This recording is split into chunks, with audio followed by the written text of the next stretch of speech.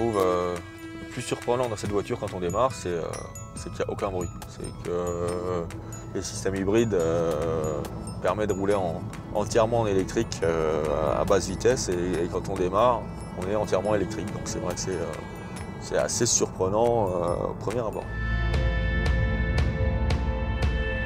On peut avoir du plaisir en conduisant en hybride.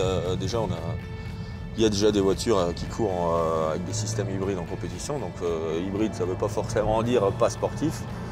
Au contraire, les moteurs électriques sont des moteurs très coupleux, donc ils permettent d'avoir un apport de puissance très, très bas en régime. Et c'est vraiment ce qu'on ressent dans cette voiture quand on est en mode sport. C'est-à-dire que dès qu'on accélère à bas régime, on a une réponse instantanée du moteur qui donne vraiment un comportement sportif et en toute sécurité du fait que le moteur électrique agit sur les roues arrière et ça fait une voiture à 4 roues motrices.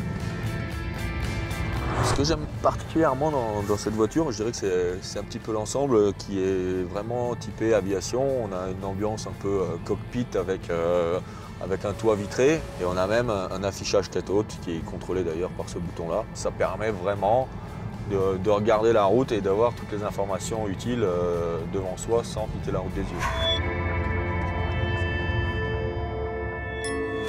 Ce que je trouve vraiment original sur cette voiture, c'est la ligne générale. C'est que quand on est à l'intérieur, on a l'impression de conduire une voiture compacte et là on se rend bien compte que c'est une grande voiture avec 5 vraies places, un vrai coffre.